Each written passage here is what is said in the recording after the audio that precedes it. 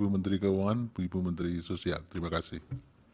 Baik, baik Bapak-bapak dan Ibu-ibu, sebelum ditutup,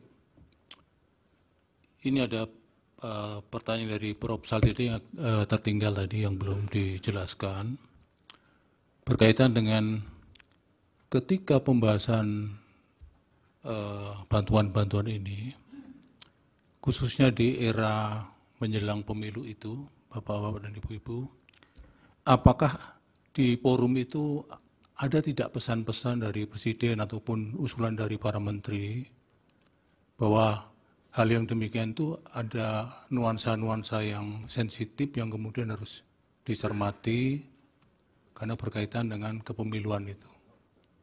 Pernah tidak dalam proses ratas-ratas maupun mungkin bisa dijelaskan Pak Menko bidang PMK atau bidang perekonomian?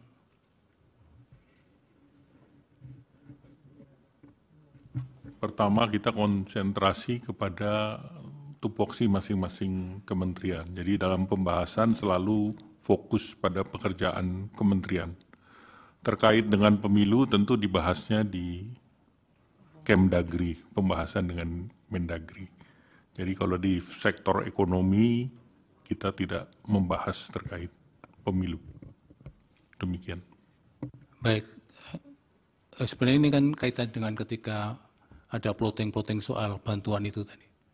Tidak ada bantuan ini kaitannya kan dengan kembali tadi lagi dengan El Nino dan kembali lagi sampaikan oleh Bu Mensos bahwa ini program yang sifatnya selalu bulanan.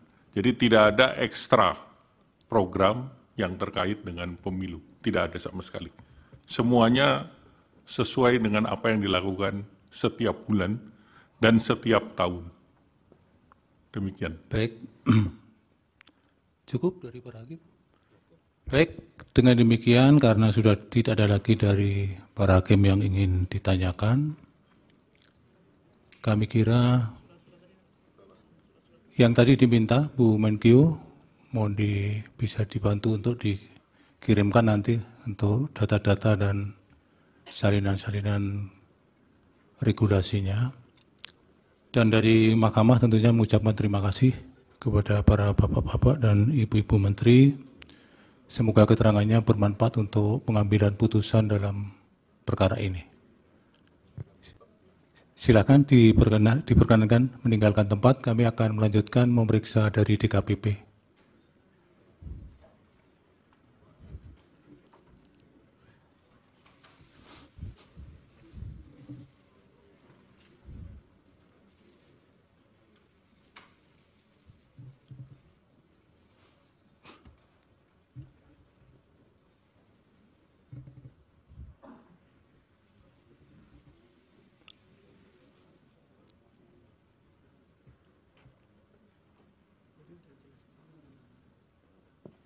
Petugas supaya memanggil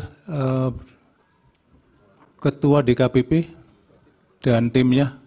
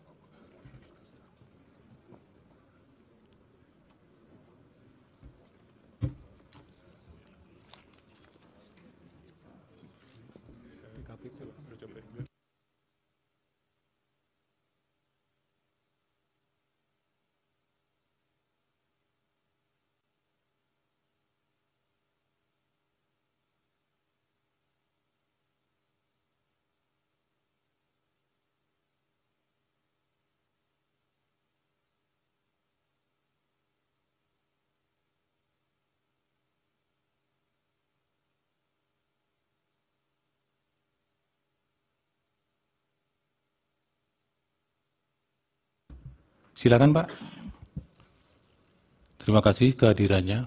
Jadi seperti ketika mendengar keterangan dari beberapa kementerian, nanti dipersilakan dari DKPP menjelaskan beberapa hal, kemudian nanti ada pendalaman dari majelis.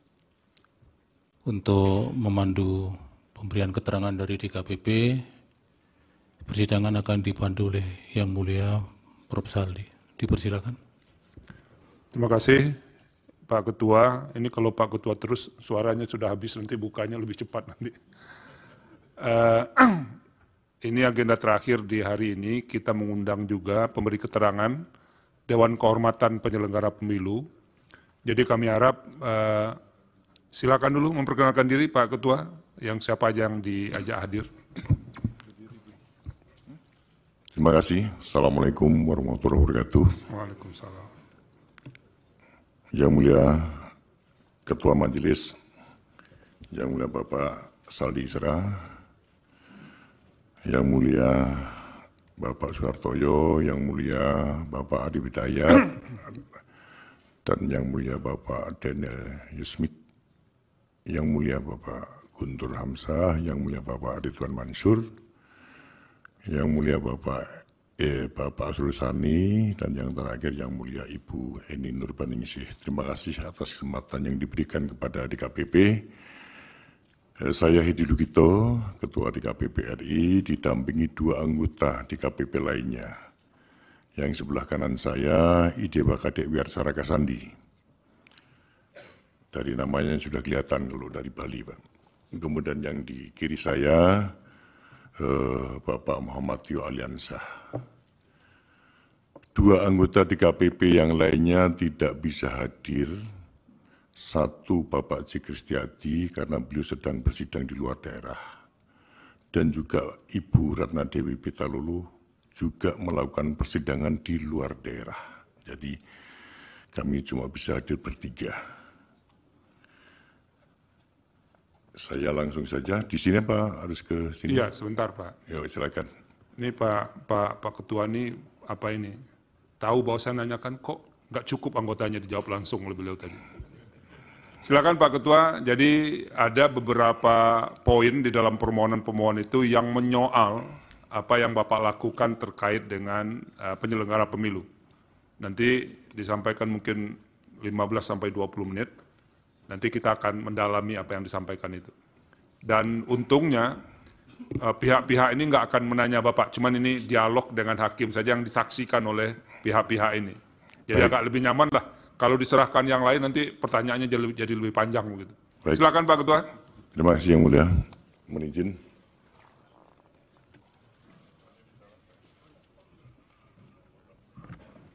Assalamualaikum warahmatullahi wabarakatuh. Sekali lagi, Yang Mulia Ketua dan anggota Majelis Hakim Mahkamah Konstitusi Republik Indonesia. Kemudian yang saya hormati para pemohon, juga yang saya hormati para termohon. Sesuai dengan undangan, Assalamualaikum warahmatullahi wabarakatuh. Salam sejahtera buat kita semua. Om Swastiastu, salam kebajikan, namo buddhaya.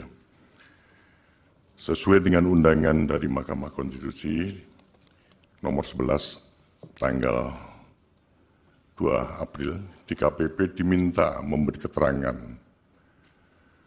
sesuai dengan fungsi serta kewenangannya dalam hal yang berkaitan dengan perkara nomor 1 dan perkara nomor 2 PHPU. Dalam kesempatan ini, saya mohon izin untuk menyampaikan beberapa hal yang menyangkut kewenangan DKPP. Jadi DKPP paling tidak diberi amanat oleh pasal 155 Undang-Undang nomor 7 2017 tentang pemilihan umum.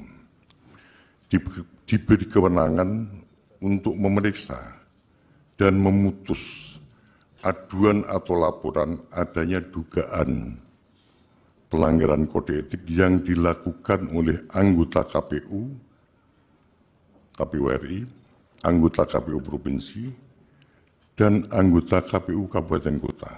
Juga anggota Bawaslu RI, anggota Bawaslu Provinsi, dan anggota Bawaslu Kabupaten Kota. DKPP memiliki kewenangan memanggil para penyelenggara pemilu yang diduga melakukan pelanggaran kode etik untuk dimintai keterangan atau diberi kesempatan melakukan pembelaan. Juga memanggil para pelapor, saksi, atau pihak lain, terutama pihak terkait, untuk dimintai keterangan, termasuk dimintai dokumen atau bukti. Kemudian DKPP juga bisa memanggil saksi dan juga mengundang saksi ahli. Semuanya dilakukan sebelum memberikan keterangan saksi, dilakukan disumpah. Dalam menjalankan fungsi selaku lembaga yang memeriksa dan memutus pelanggaran kode etik penyelenggara pemilu, DKPP terikat pada hukum acara yang diatur oleh Peraturan DKPP Nomor 3 Tahun 2017 tentang pedoman beracara kode etik penyelenggara pemilu. Adapun prosedur-prosedur penanganan pengaduan dilakukan melalui berbagai tahapan. Siapa yang bisa mengadukan ke DKPP adalah masyarakat yang memiliki hak pilih. Artinya setiap masyarakat yang memiliki hak pilih boleh melakukan pengaduan ke DKPP. Dari pengaduan-pengaduan tersebut, DKPP melakukan verifikasi administratif. Kalau lolos seperti biasanya, kita lakukan verifikasi material. Kemudian tahap berikutnya dilakukan pencatatan di buku registrasi perkara. Selanjutnya dilakukan penjadwalan penetapan setelah memenuhi syarat bahwa perkara ini diregistrasi, kita jadwalkan untuk disidangkan. Tahap berikutnya, DKPP akan tentu saja akan memanggil para pengadu atau pelapor dan juga saksi untuk hadir di persidangan. Tahap pemanggilan paling tidak harus dilakukan 5 hari sebelum dilaksanakan sidang. Setelah dilakukan pemeriksaan dapat dilakukan meliputi berbagai hal. Di antaranya memeriksa tentang kedudukan hukum pengadu dan atau pelapor, mendengarkan keterangan pengadu dan atau pelapor, mendengarkan keterangan dan pembelaan teradu atau terlapor, mendengarkan keterangan saksi di bawah sumpah, mendengarkan keterangan ahli di bawah sumpah, mendengarkan keterangan pihak terkait, memeriksa dan mengesahkan barang bukti. Kemudian tahap berikutnya menetapkan putusan. Putusan ditetapkan lewat rapat pleno seluruh anggota majelis dan anggota DKPP. Alhamdulillah, pleno DKPP selalu mencapai mufakat. Belum pernah selama periode saya, belum pernah terjadi dissenting opinion. Jadi selalu bulat dalam menetapkan putusan atau sanksi.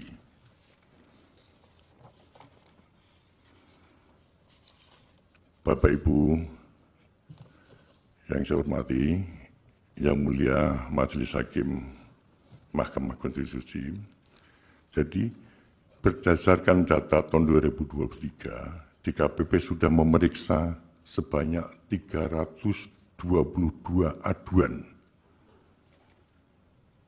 Sangat besar.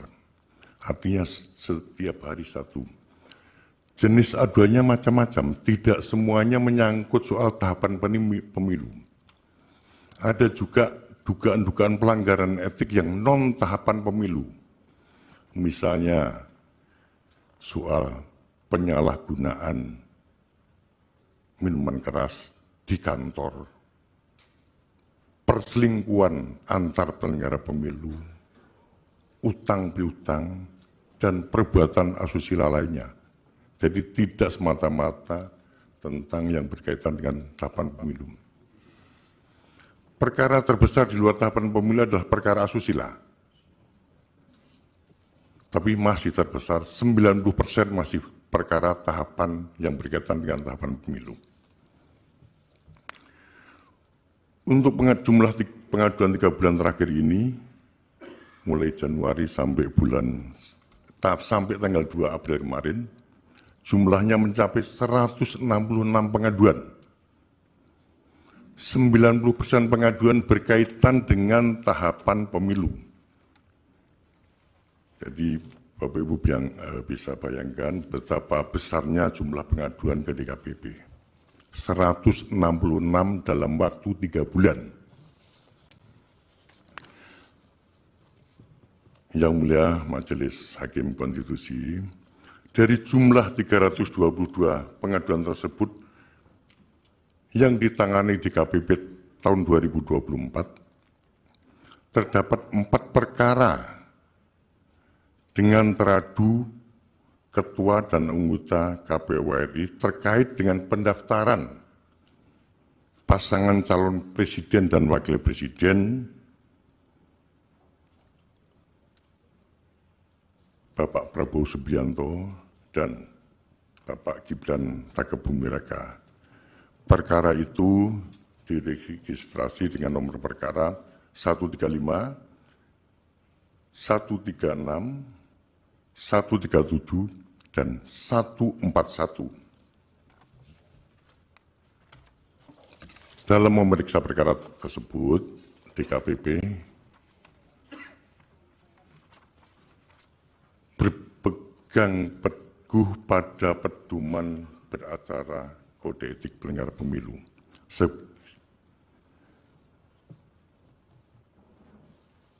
Semua tahapan sudah kita lalui, pada akhirnya DKPP mengambil keputusan dan dibacakan terhadap 4 perkara tersebut.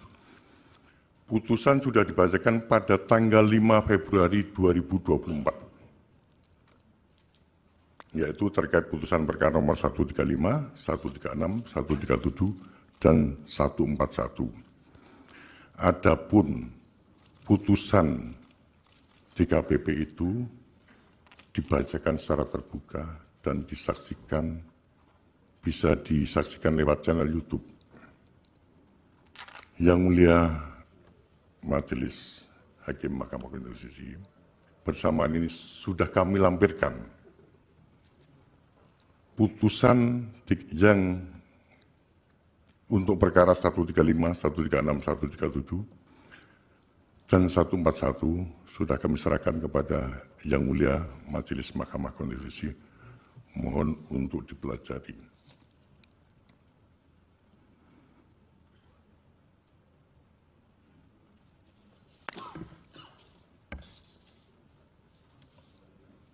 Demikian yang bisa kami sampaikan dalam kesempatan ini. Terima kasih sekali lagi atas kesempatan yang diberikan kepada DKPP di ruangan ini.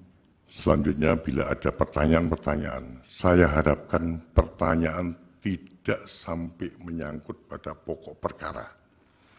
Karena bagaimanapun DKPP meskipun sebagai penyelenggara pemilu diberi tugas sebagai majelis etik yang secara etika tidak dibenarkan membicarakan putusan DKPP di luar persidangan. Jadi karena putusan DKPP sudah kami serahkan kepada Yang Mulia Majelis Hakim Mahkamah Konstitusi, kami serahkan sepenuhnya untuk melakukan pengajian. Terima kasih. Akhirul salam. Wassalamualaikum warahmatullahi wabarakatuh. Waalaikumsalam warahmatullahi wabarakatuh. Terima kasih Pak Ketua. Ini akan ada sesi pendalaman. Walaupun tadi sudah di warning ya bahwa tidak ini susahnya sudah membuat pagar ini. Tapi pasti Hakim Konstitusi punya cara sendiri juga tuh untuk bisa membongkar pagar itu. Pertama dimulai Yang Mulia Profesor Arief Hidayat. Baik, terima kasih Pak Ketua Sidang. Yang pertama saya komentar begini. Ini ada mantan murid suruh dosennya mempelajari ini tadi. Ya, salah satu murid di Undip, yang kemudian juga Pak Hasim itu asisten saya. Jadi ini kok saya suruh mempelajari. Ini saya betulkan karena masih junior. Dimohon tidak pelajari, ya, berkas yang sudah dikirim tidak dipelajari, tapi dimohon untuk menjadi pertimbangan. Terima kasih, Prof. Baik. Terus kemudian begini, DKPP itu kuasi peradilan etik ya, berarti ya. Ya. Benar. Oleh karena itu saya setuju, yang tidak bisa disampaikan adalah bagaimana situasi perkembangan yang ada di rapat permusyawaratan anggota. Itu nggak bisa keluar memang. Itu independensi. Ya, tapi kalau ada beberapa hal yang kita tanyakan, mestinya ini juga karena badan peradilan yang pengen untuk mengetahui semuanya, ya harus dibuka. Jadi batas-batasnya adalah apa yang berkembang dalam rapat permusyawaratan anggota DKPP itu nggak bisa. Misalnya itu tadi, ini yang selingkuh, ini yang minum keras siapa, ini nggak usah. Ya, tapi pokok-pokok yang dihasilkan bisa disampaikan kita secara terbuka. Dan ini untuk menjadi pelajaran bagi seluruh bangsa Indonesia karena mendapat respon yang sangat positif dari masyarakat Indonesia di persidangan Mahkamah Konstitusi. Baik, yang pertama begini. Saya pengen mengetahui bagaimana ketaatan para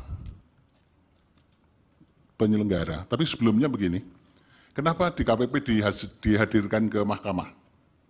Itu pemohon 1, nanti kita minta direspon ya. Pemohon 1 itu di dalam dalilnya mengatakan begini, lumpuhnya independensi penyelenggara pemilu akibat intervensi kekuasaan dan intervensi kekuasaan dalam pencalonan paslon nomor 2. Itu. Jadi kenapa DKPP diundang ke sini? Karena itu. Jadi pemohon 1 itu mendalilkan lumpuhnya independensi penyelenggara pemilu akibat intervensi kekuasaan. Sedangkan pemohon 2 itu mendalilkan begini, ketidakefektifan dan keperpihakan penyelenggara pemilu. Di dalam salah satu uraiannya mengatakan ada kolaborasi antara ketiga lembaga yang hadir di sini. KPU, Bawaslu, dan DKPP. Ini tiganya bermain untuk kepentingan bersama, yang nggak tahu untuk apa itu ya. Itu ada dalil itu. Sehingga DKPP dipanggil ke mahkamah untuk memberikan penjelasan. Persoalan yang harus dijawab pertama, bagaimana kepatuhan ketaatan adresat putusan DKPP. Ya, kemudian yang kedua, ini kembali ke atas, persoalan yang menyangkut pencalonan. Persoalan pencalonan itu sangat keras muncul dalam persidangan mahkamah sekarang ini. Ya, jadi berkenaan dengan KPU, langsung melaksanakan putusan Mahkamah nomor 90 tanpa merubah PKPU, langsung diduga ada macam-macam hal yang terjadi pada waktu proses pencalonan sampai penetapan pencalonan. Itu mohon bisa disampaikan uraiannya di persidangan ini. Ya, kemudian yang berakhir pada amarnya, kemarin itu juga muncul di persidangan ini, amarnya yang pertama, memberi sanksi kepada seluruh anggota KPU dengan teguran tertulis, ya, teguran keras, gitu. Teguran keras, peringatan keras terakhir, gitu ya. Nah ini terakhir, ya besok kalau ada pelanggaran lagi ya harus dibuang. Ya, jangan terus kerasnya keras terus, terakhir terus sampai enggak selesai gitu ya kan itu. Nah itu ya. Jadi ada itu. Ini supaya bisa dijelaskan kepada kita. Kemudian pertanyaan berikutnya, apakah ada persoalan-persoalan yang serius pada waktu pelaksanaan atau pencoblosan yang dilaporkan kepada DKPP? Dan kalau ada, putusannya bagaimana? Dan menyangkut berapa orang, kemudian bagaimana ketaatan dan bagaimana perbaikan-perbaikan dalam rangka itu. Kemudian yang berikutnya, apakah ada persoalan-persoalan etika yang dilaporkan pada waktu penghitungan suara sampai ke rekapitulasi suara, baik di tingkat TPS, di tingkat BPK, sampai di tingkat kabupaten kota, provinsi, dan tingkat nasional. Itu ada enggak? Adanya belum kita Ya. Sehingga kita semua bisa mencermati, karena memang ini adalah dalil dari para pemohon. Jadi mahkamah tidak mengada-ada, ingin membuka sesuatu yang tidak perlu, tapi mahkamah karena ini berkepentingan menjawab dalil-dalil dari permohonan. Tadi yang dua tadi, lemahnya atau tidak berfungsinya atau independensi dari lembaga penyelenggara pemilu itu kan tiga-tiganya, KPU, Bawaslu, dan DKPP penyelenggara pemilu. Ini supaya direspon dengan sebaik-baiknya. Terima kasih, saya kira itu dulu Prof. Saldi. Terima kasih, Yang Mulia Prof. Arief. Yang Mulia Pak Daniel, silakan. Baik, terima kasih Yang Mulia Prof. Saldi. Terima kasih untuk keterangannya Pak Ketua. Ini apa yang disampaikan Pak Ketua tadi sebenarnya itu nuansa percakapan kita juga. Apakah perlu DKPP dihadirkan atau tidak sebetulnya. Karena sidang hari ini tentu tidak bermaksud untuk menilai apa yang sudah dikerjakan oleh DKPP, apalagi sampai membatalkan, udah pasti tidak. Tetapi memang ada dalil yang disampaikan, ada karena tidak independensi dari penyelenggara pemilu, yang kami pahami itu adalah KPU, Bawaslu, dan juga DKPP. Karena itu kami kemudian mengundang. Nah, saya satu saja sebetulnya, ini ada fakta persidangan, ada putusan MK nomor 90, kemudian atas dasar itu KPU mengeluarkan surat edaran 1145 kalau tidak salah. Ini dari surat edaran ini dalam persidangan juga terungkap bahwa pada saat putusan MK, DPR itu masih reses. Ini dugaan saya paling tidak, surat edaran ini semacam terobosan hukum untuk merubah PKPU yang terkait dengan syarat calon presiden, nomor 19 ya kalau tidak salah. Nah, pernah ada putusan MK tahun 2009, setelah putusan malamnya itu KPU merubah PKPU untuk menyesuaikan dengan putusan MK. Tapi dari dokumen yang kami coba telusuri, pada tahun 2009, itu PKPU belum diwajibkan dimuat dalam berita negara. Atau dengan kata lain, belum diundangkan.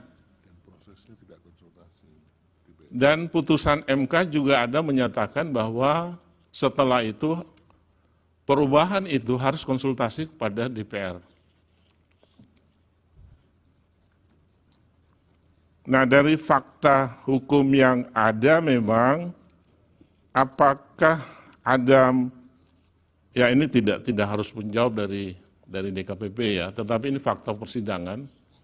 Mungkin kalau bisa memberikan keterangan untuk menjadi pertimbangan hakim dari seluruh proses yang ada. Itu saja, mungkin minta masukan informasi terkait hal itu. Terima kasih.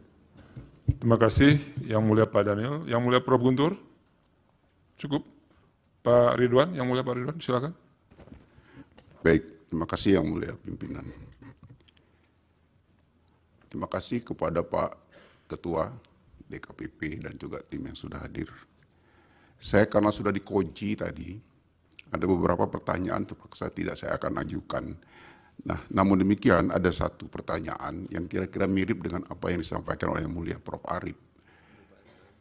Iya, begini Pak Ketua dan juga tim, karena kan kita memang ada hal memang yang tidak mungkin diungkap, tetapi ada pertanggungjawaban public accountability yang mengenai kegiatan lembaga, mengenai kinerja pejabat publik. Nah, saya kira mudah-mudahan ini tidak termasuk yang dipagar yang dimaksud oleh Pak Ketua tadi. Tentunya mahkamah ini, kita ini yang mahkamah yang mulia ini kan antara lain kita akan menilai, mempertimbangkan dari dalil dan semua yang ada disampaikan oleh para pihak di dalam persidangan ini. Nah, saya ingin menyampaikan bahwa berarti kita harus tidak bisa lepas dari apa yang ada di dalam persoalan yang terjadi untuk kita sidangkan dan kita putus tentunya. Persoalan tentang netralitas. Netralitas. Saya ingin tanggapan dari Bapak sebagai Ketua DKPP, karena ada dalil pemohon kedua itu yang menyebutkan, bahkan juga menganggap bahwa DKPP itu tidak netral. Ya. Karena melindungi termohon dengan cara tidak mengindahkan putusan DKPP itu sendiri.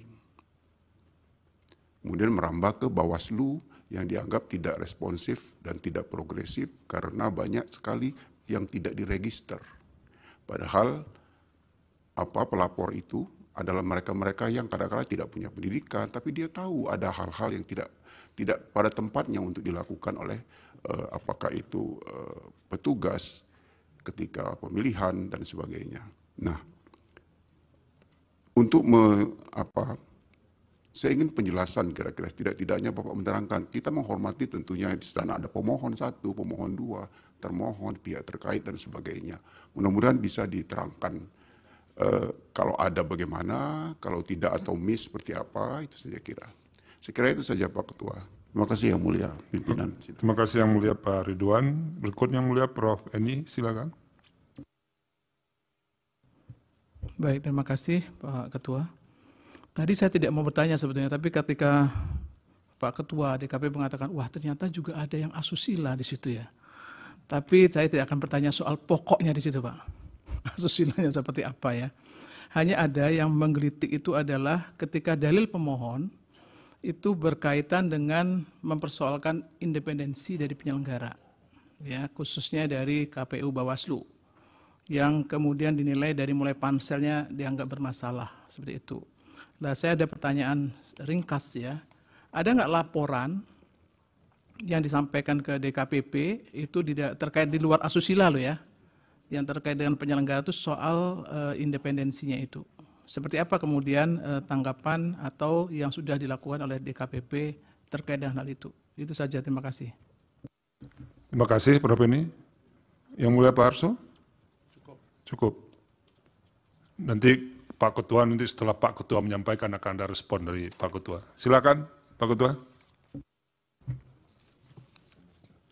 Baik, terima kasih Yang Mulia Majelis Hakim Mahkamah Konstitusi atas beberapa pertanyaannya, terutama senior saya, dosen saya dulu, Prof. Arief.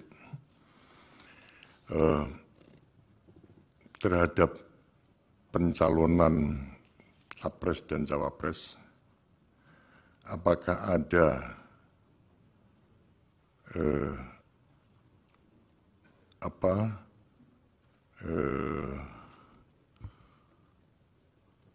kepatuhan penyelenggara?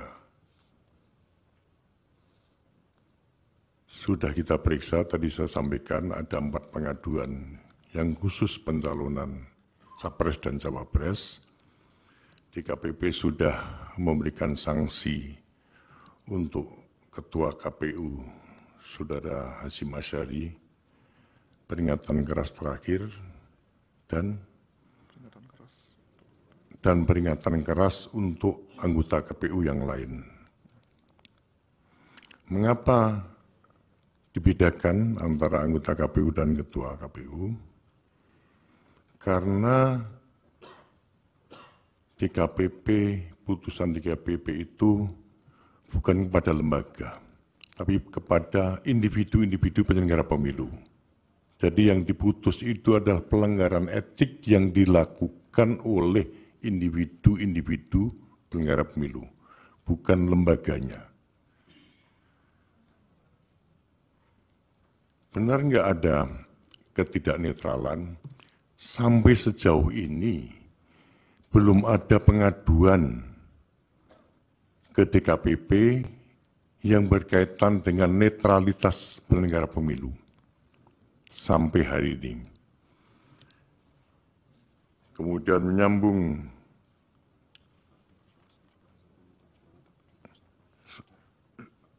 menyambung pertanyaan Prof. Daniel Yusmik, apakah ada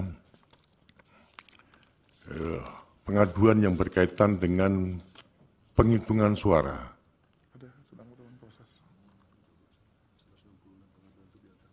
Ada 166 pengaduan itu, diantaranya adalah terkait persoalan penghitungan suara dan rekap. Hanya dari 166 ini belum kami sidangkan, masih dalam pemeriksaan verifikasi administrasi dan verifikasi material. Jadi belum kami jadwalkan sidang. Dari 166 itu hampir 90% berkaitan dengan tahapan, yaitu soal penghitungan suara, kemudian pemungutan suara ulang, dan rekapitulasi. Karena persidangan yang kami lakukan saat ini masih menyidangkan sisa-sisa perkara tahun kemarin yang belum selesai. Ya.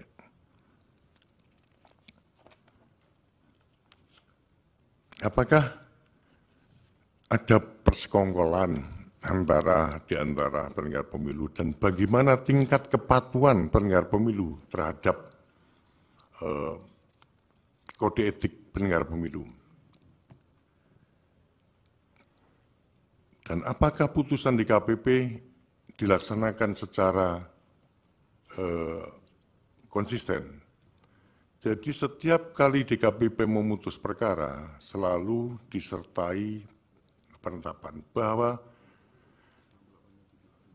selambat-lambatnya 7 hari sejak diputuskan harus dilaksanakan. Sekaligus memerintahkan Bawaslu untuk mengawasi jalannya putusan ini. Dan sejauh ini, hampir semua putusan DKPP dilaksanakan. Mulai dari putusan yang sifatnya peringatan keras, bahkan pemberhentian.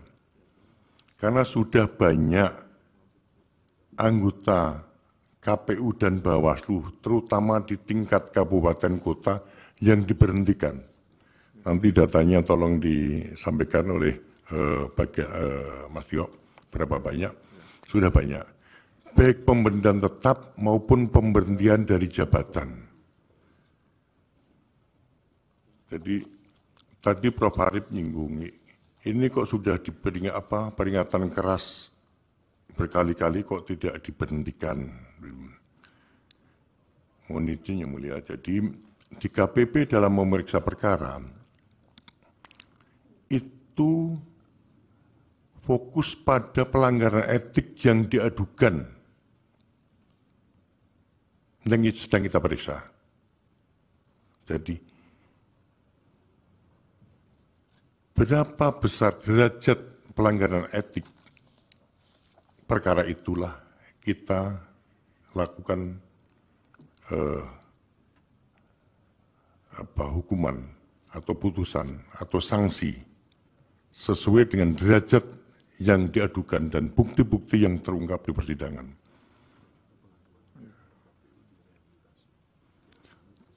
Dan tidak semua pengaduan itu diberi sanksi. Karena dari tahun, saya tadi sebutkan, dari 322 di tahun 2023 itu,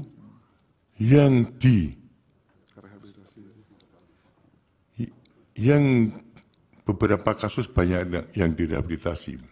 Karena memang pengaduannya tidak terbukti. Jadi, DKPP memang selama ini diharuskan merehabilitasi penyelenggara pemilu yang tidak terbukti. Saya mau ambil contoh kasus. Beberapa anggota KPU dan beberapa anggota Bawaslu itu selain pernah dijatuhi sanksi, juga pernah direhabilitasi.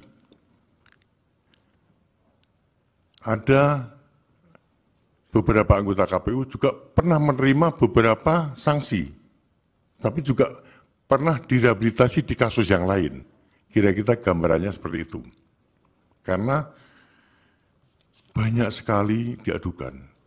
Seorang penyelenggara pemilu itu dalam setahun bisa diadukan bukan cuma sekali, bisa 5-10 kali, bahkan mungkin sampai 15 kali diadukan.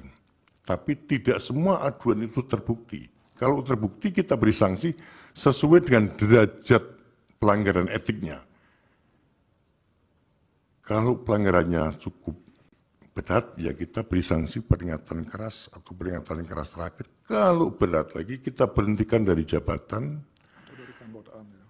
Kalau berat lagi, kita berhentikan dari keanggotaan. Bahkan ada putusan DKPP itu yang sangat keras, yang menyebutkan yang bersangkutan tidak layak menjadi penyelenggara pemilu untuk saat ini dan selamanya. Ada putusan semacam itu. Kalau pelanggarannya sangat berat.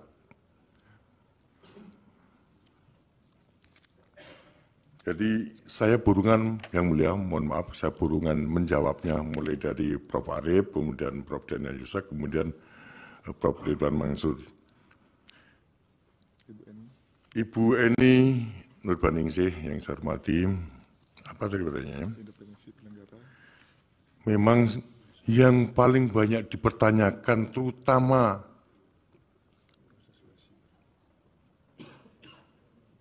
di saat ini adalah tentang independensi penyelenggara. Pertanyaan-pertanyaan itu saya kira kita tidak bisa menutup mata dan telinga. Itu muncul di mana-mana. Dan saya juga, DKPP juga mendengar itu. Tapi sekali lagi Ibu ingin saya sampaikan, belum ada pengaduan yang berkaitan dengan independensi. Belum ya, bukan berarti tidak ya, belum ada pengaduan yang berkaitan dengan independensi. Tapi yang berbau-bau tidak independen ada. Karena misalnya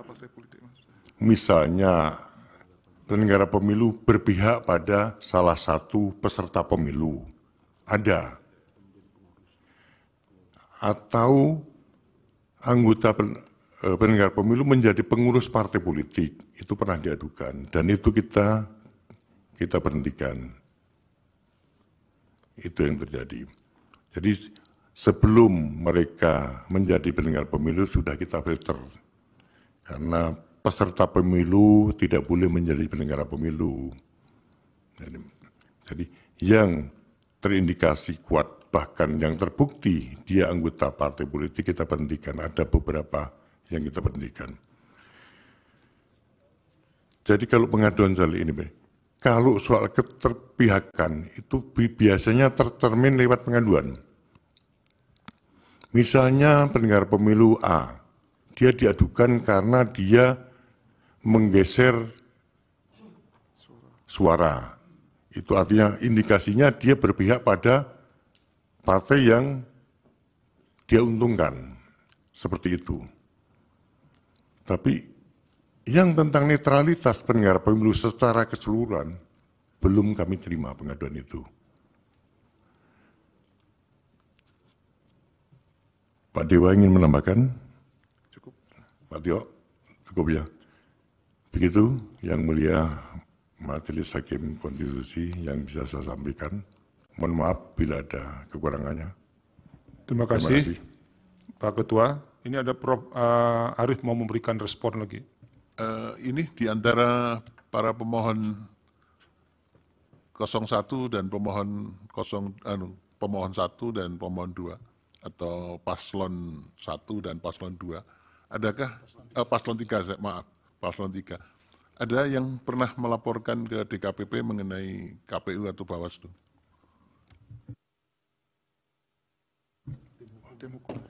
Tim hukumnya, tim hukum 03 pernah ada yang melapor di DKPP.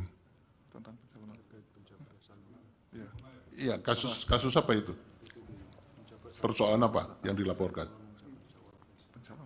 Pencalonan capres cawapres. Oke, Itu. iya. 01 pernah mencalonkan terkait kampanye. Kampanye. Tindak lanjut yang diadukan Bawaslu. Terus sudah diputus? Sudah. Putusannya gimana? 01 itu melaporkan terkait ada yang direhabilitasi, ada yang diberi sanksi. Misalnya Bawaslu tidak dianggap tidak menindaklanjuti pengaduan. Itu misalnya dalam kasus kampanye Bawaslu dilaporkan karena tidak menindaklanjuti pengaduan waktu kepala desa ya, kepala desa di Senayan. Itu dilaporkan di KPP dan kita tindak lanjuti, bro. Kita tindak lanjuti, kita sidangkan dan kita. Kita sudah pleno tapi belum dibacakan putusannya. Yang mana? Yang kesnya semalam. Ya. Kami sudah pleno yang mulia. Silakan diskusi dulu atau kembali ke tempat Enggak. diskusi lagi. Ini saking banyaknya perkara, Prof. Iya. Ya, banyak sekali ratusan ya. Jadi untuk kasus yang bagi-bagi susu, bagi-bagi susu, Ya. tapi ini yang teradunya adalah Bawaslu RI dan Bawaslu Jakarta Pusat. DKI, ya. DKI. Sudah kita sidangkan dan sudah kita plenokan, hanya belum diputus. dibacakan, jadi belum bisa kami sampaikan, Prof. Oke. Karena saking banyaknya jadi lupa sudah dibaca atau belum itu. Iya. Iya. Jadi sudah kita plenokan, hanya belum kita bacakan. Sudah kita putuskan. Begitu, Prof. Ya, terima kasih, Prof. Tapi saya ingat gini tadi, pada waktu kita memanggil 4 menteri sampai Menko-nya aja bilang begini, Mas Edi, untuk pelajaran ini. Bilangnya, semoga keterangan kita bermanfaat untuk pengambil putusan, jadi pertimbangan. Ini tadi mempelajari itu saya bingung sekali itu, Mas. Terima kasih, Prof, atas koreksinya. Terima kasih Prof. Mohon Arief. maaf. Pak Ketua silakan, yang mulia Pak Suhartoyo. Terima kasih Pak Wakil. Saya sedikit saja Pak Ketua DKPP. Begini, ada pandangan bahwa badan peradilan sekalipun, apalagi kuasi ya, badan peradilan sekalipun terhadap produk-produk putusan itu, memang betul ada pembatasan, itu kemudian tidak boleh didiskusikan, diperdebatkan, apalagi mendefend putusan. Jangankan terhadap putusan hakim yang bersangkutan, hakim lain pun tidak boleh diperlakukan oleh hakim yang lain, sebagaimana hal yang saya sampaikan tadi. Tapi nanti pada akhirnya terserah Bapak, kalau tidak mau menjawab, karena ini krusial perlu saya sampaikan di persidangan. Seandainya pun Bapak tidak mau menjawab, paling tidak sudah tercover di risalah sidang hari ini. Begini, kami tadi mencoba membaca putusan 135 sampai 141 itu, Bapak. Sebenarnya saya ingin mencari pertimbangan hukum, di mana sih pendapat DKPP berkaitan dengan sikapnya dalam menilai pendaftaran Prabowo Gibran itu, selain kemudian diamar menjatuhkan putusan sanksi-sanksi kepada teradu itu. Apakah bisa dijelaskan? Sebenarnya pada titik itu di mana, bagaimana sikap DKPP itu saja sebenarnya. Apakah memberikan penilaian bahwa yang dilakukan oleh teradu itu sudah benar atau salah? Karena memang menjadi kewajiban semua hakim sebenarnya Bapak. Kita memang tidak boleh memperdebatkan, mendiskusikan dan sebagainya, apalagi mendefend tadi. Tapi ketika ada warga atau pencari keadilan khususnya menanyakan maksud daripada putusan itu wajib bagi hakim yang bersangkutan menjelaskan. Sekedar menjelaskan. Bukan mendiskusikan dan kemudian apalagi memperdebatkan. Itu pantang, Pak. Mohon saya bisa diberikan penegasan. Mungkin Pak Dewa bisa. Saya kira karena ini juga persidangan, saya kira juga Bapak bisa mendapatkan protek tidak akan melanggar kode etik itu. Karena yang membutuhkan adalah Mahkamah Konstitusi, sebuah badan peradilan juga. Silakan Pak. Silakan Pak Ketua. Terima kasih, Prof. Suhartoyo. Yang diperiksa di KPP dalam perkara aduan itu adalah dugaan pelanggaran etik yang dilakukan oleh KPU. Dugaan pelanggaran etik yang kami periksa bukan persoalan hukum sah dan tidaknya pencalonan. Kami hanya meriksa ada enggak pelanggaran etik yang dilakukan oleh KPU ketika dia melakukan penanganan perkara itu. Putusan di KPP jelas ternyata ada pelanggaran etik. Tapi DKPP tidak membuat putusan hukum sah dan tidaknya pencalonan itu. Yang kita nilai ada enggak pelanggaran etik yang dilakukan oleh KPU. Apa yang dilanggar oleh KPU? Semuanya sudah kami tuangkan dalam putusan kami, Prof. Itu ada 2 poin paling tidak itu kan. Itu sudah kami tuangkan di dalam putusan kami. Jadi semata-mata adalah pelanggaran etik oleh KPU dalam menangani perkara dalam menerima pendaftaran Capres dan Cawapres. Sah dan tidaknya KPU memang melaksanakan putusan Mahkamah Konstitusi, itu kewajiban. Tapi dalam melaksanakan putusan Mahkamah Konstitusi, MK, juga KPU harus memperhatikan tata cara, memperhatikan pedoman administrasinya, harus diperhatikan agar tidak merugikan pihak lain. Tujuannya itu. Jadi yang kami periksa semata-mata etiknya KPU, tidak berkaitan dengan hukumnya. Saya kira itu, Prof, yang bisa kami sampaikan. Kalau Pak Dewa ingin menambahkan, silakan. Silakan, Pak Tio. Terima kasih, Ketua. Yang mulia, Hakim Mahkamah Konstitusi yang kami hormati. Pada prinsipnya, sebagaimana disampaikan oleh saudara ketua kami tadi, bahwa DKPP telah memeriksa dan memutus perkara terkait dengan pencalonan Presiden dan Wakil Presiden. Nah, secara ringkas, izin saya sampaikan sikap DKPP dalam menilai perkara ini, bahwa melaksanakan putusan Mahkamah Konstitusi secara hukum maupun etik adalah sebuah kewajiban karena lembaga penyelenggara pemilu terikat olehnya dan itulah ketentuan konstitusi kita. Namun saya mencermati ya berbagai pendapat soal apakah putusan Mahkamah Konstitusi itu perlu diatur dalam peraturan KPU atau tidak. Ini memang keadaan hukumnya berbeda dengan pemilu-pemilu sebelumnya, berbeda dengan putusan-putusan Mahkamah Konstitusi sebelumnya. Karena sejak tahun 2022, KPU telah memiliki peraturan KPU tentang pembentukan peraturan dan keputusan di lingkungan KPU. Ya, jadi yang kami nilai, sebagaimana disampaikan oleh saudara ketua, tentu adalah tindakan para teradu, siapapun itu dalam perkara DKPP. Apakah patut atau tidak, dan seterusnya. Karena dalilnya sekira telah menjadi pengetahuan umum, seseorang yang diduga atau bahkan terbukti melanggar hukum tentu melanggar etik. Tidak melanggar hukum bukan berarti tidak melanggar etik.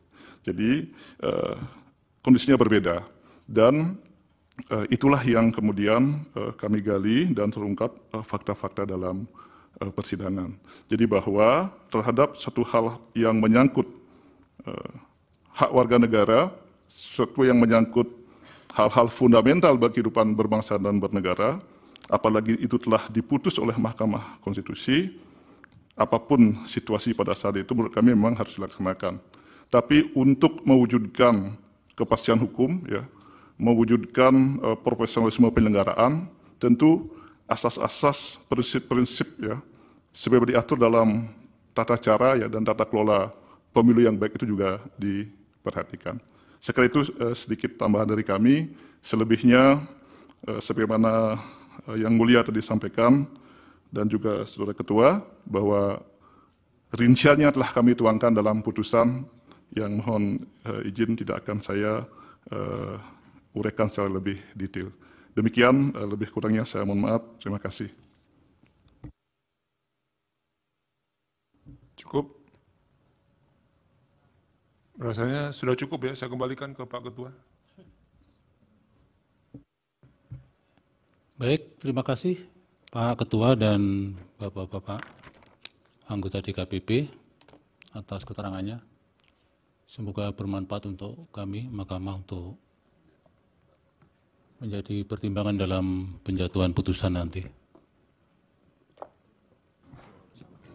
Terima kasih Yang Mulia Ketua dan anggota Majelis Mahkamah Konstitusi atas kesempatan yang diberikan pada kami. Mohon maaf bila keterangan kami tidak bisa memuaskan semua pihak. Kami berharap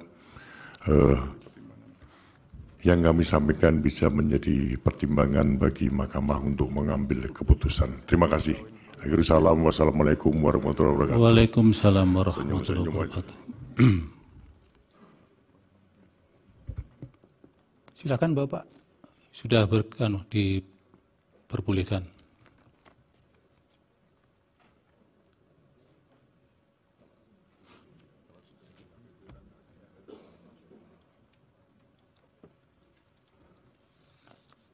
Baik, kepada pemohon 1, pemohon 2, dan termohon, pihak terkait dan Bawaslu, rangkaian persidangan untuk hari ini sudah selesai. Mahkamah akan mengesahkan bukti yang diajukan oleh pihak-pihak dulu. Untuk perkara nomor 1, dari pemohon mengajukan bukti tambahan P310 sampai 312, betul? Benar Yang Mulia. Disahkan. Kemudian termohon T66 sampai T67, Pak. Betul? Betul Yang Mulia. Disahkan, Pak. Kemudian pihak terkait PT 50 sampai dengan PT 51. Betul, Bapak? Benar Yang Mulia. Kami sahkan. Kemudian dalam perkara 1 dan 2, Bawaslu mengajukan bukti tambahan PK1A, PK2A, PK3A, dan PK4A. Betul? Betul Yang Mulia. Baik, kami sahkan. Baik.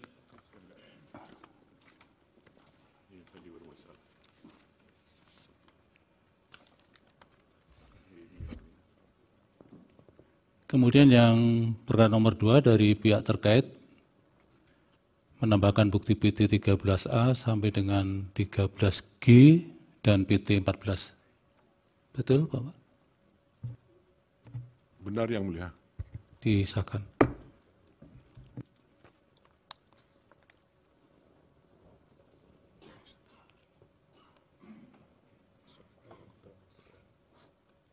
Kemudian untuk termohon perkara nomor 2 ya.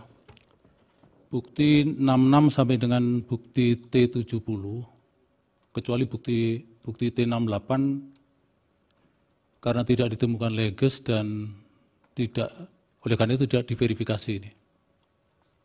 Siap Yang Mulia.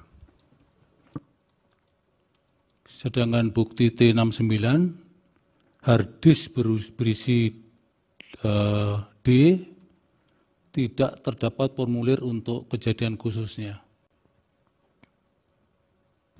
Kami akan tambahkan Yang Mulia. Tambahkan ya, Ya. karena ini penting ini. Kemudian bukti T69 belum tercantum dalam DAB juga, daftar bukti, nanti diperbaiki juga daftar buktinya. Siap Yang Mulia. Tambahan Yang Mulia, mohon izin. Menindaklanjuti perintah Yang Mulia Prof. Saldi agar termohon mengumpulkan D hasil kecamatan seluruh Indonesia.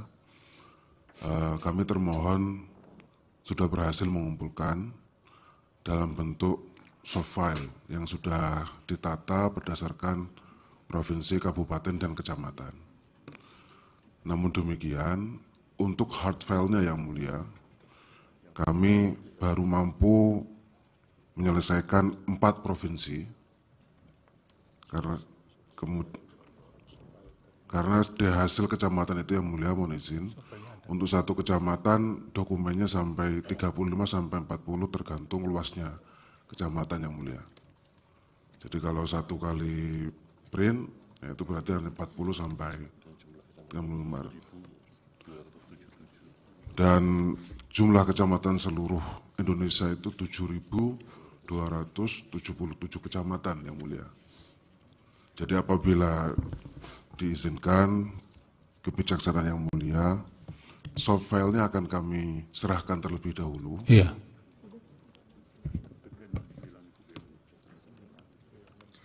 Yang T69 tadi Pak ya? Iya Yang Mulia. Iya.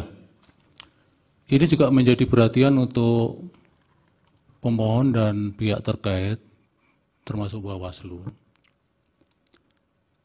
Ada dari pihak terkait 1 dan 2 untuk menyerahkan soft copy Word dan file keterangan-keterangan ahli dan saksinya juga belum diserahkan.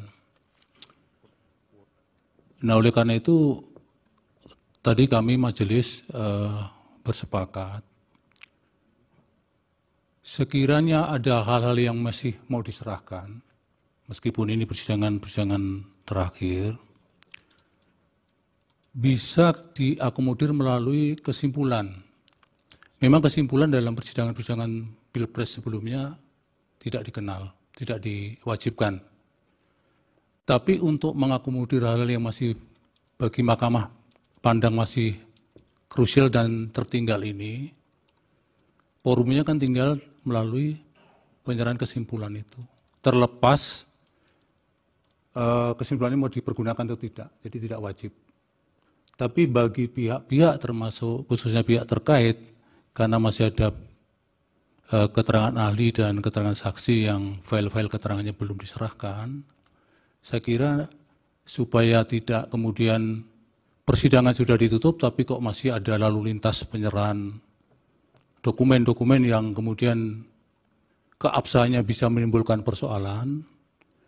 Untuk itu tadi para hakim menyepakati kita buka saja ruang untuk penyampaian semacam kesimpulan. Termasuk nanti merespon. Jadi para pihak juga boleh merespon apa yang disampaikan oleh 4 kementerian tadi dan DKPP dalam kesimpulan itu. Yang Mulia, ada batas waktu untuk penyampaian kesimpulan? Nanti waktunya kami tentukan, Pak Mulia. Nah, oleh karena itu mohon ini dipahami, bukan merupakan macam tidak konsistenan di PMK maupun apa yang sudah dijadikan pendirian mahkamah pada penanganan Pilpres sebelumnya, tapi ini karena memang dinamikanya berbeda juga untuk persidangan Pilpres hari ini.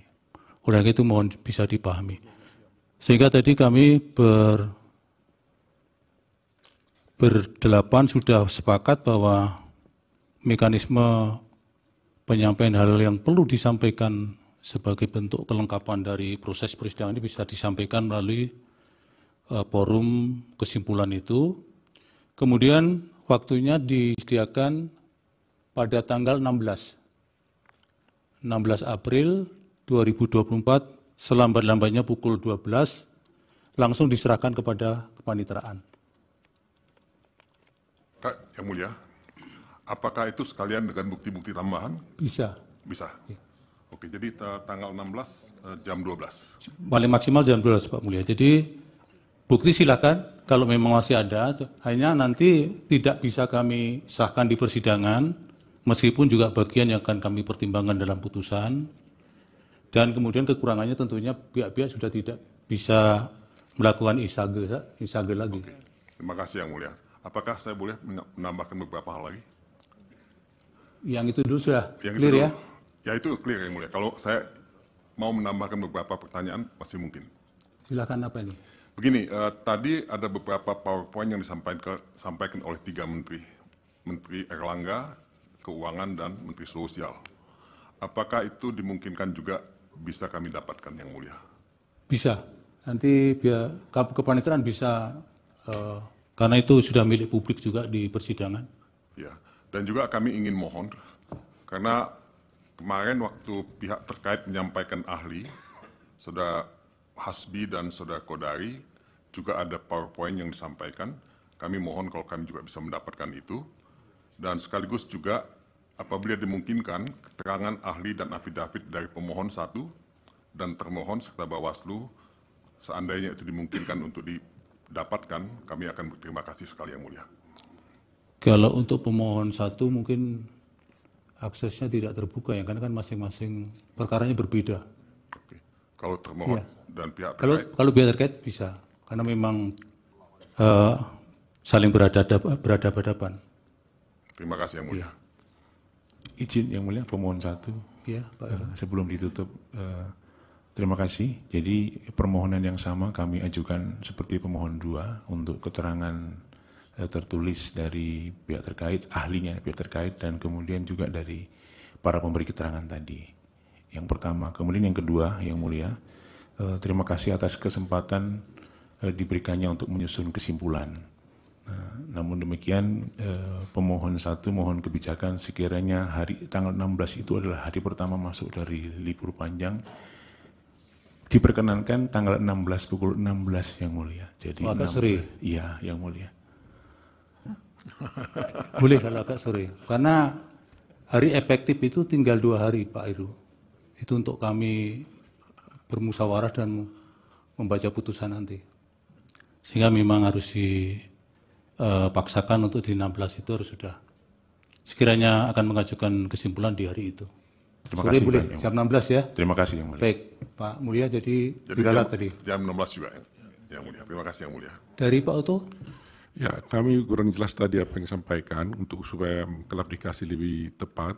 Jadi kami akan mengajukan tanggal 16 bersamaan juga dengan permintaan yang mulia tadi bahwa kami juga akan memasukkan bersamaan dengan kesimpulan itu terhadap keterangan-keterangan ahli pada tanggal 16 itu juga. Pak Oto, Ya. itu kan keterangan-keterangan ahlinya masih berbentuk hard copy. Kita minta soft filenya. Gitu. Ya, kita serahkan ya. Nanti diserahkan berbarengan dengan itu. Oh, pada saat tanggal 16 itu Iya, ya. tanggal 16 itu pukul 16. Ya. Kalau mengenai soal keterangan dari pemerintah tadi, dari menteri itu, apa kami bisa dapatkan? Nggak? Bisa, nanti setelah ini bisa ke kepaniteraan akan diberikan kopinya. Baik, terima kasih mulia. Iya. Cukup ya Pak Oto? Dari Bawaslu dan KPU cukup Pak? Cukup yang mulia. Baik, terima kasih kepada semua pihak atas terselenggaranya sidang ini dengan baik. Dan tentunya Mahkamah akan bisa mempertimbangkan fakta-fakta hukum yang ada di persidangan secara komprehensif dan secara objektif karena berkat dukungan dari para pihak yang menjadi bagian dari persidangan beberapa hari ini. Kemudian untuk putusan nanti tentunya akan diberitahukan oleh kepaniteraan, para pihak akan diberitahukan dengan tenggang waktu yang cukup beberapa waktu sebelum putusan dibacakan sesuai dengan ketentuan peraturan perundang-undangan. Sidang selesai dan ditutup. Hadirin dimohon berdiri. Yang Mulia Majelis Hakim Konstitusi meninggalkan ruang persidangan.